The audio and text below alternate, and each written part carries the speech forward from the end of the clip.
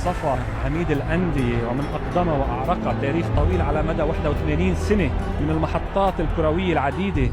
فريق الصفا يلي ما بيعرف، يلي بزمن الحرب الأهلية المشؤومة اللي كانت الطرقات مسكرة والدنيا كلها يعني الأمور الصعبة، كان فريق الصفا ونادي الصفا هو الرئة الوحيدة والمتنفس الوحيد لكرة القدم اللبنانية. وملعب الصفا يلي فتح أبوابه على مدار سنين. صحيح بأنه الصفا ما عنده ملعب بيشبه الكامب نو ولا سانتياغو أو ويمبلي أو حتى جوزيبي مياتزا، لكن هيدا النادي يلي كان عنده ملعب صغير حده شوية حواكير وأبنية جميلة بناسا.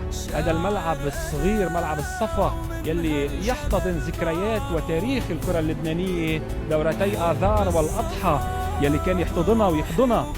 ملعب الصفا الملعب الجميل يلي بوقت ما كانت البطولات الرسمية بسبب الحرب الأهلية المشؤومة يلي تنذكر وما تنعاد، كان هيدا النادي فتح ابوابه وفتح قلبه وملعبه الصغير وقلبه الكبير يلي اتسع كل الوطن وكل أندية الوطن من خلال دورتي آذار والأضحى بعد ما تجمدت وتوقفت وكادت أن تقتل الكرة اللبنانية بهداك الزمن. كانت هالبطولات تجمع الأساطير والأسماء الكبيرة من كل الأندية.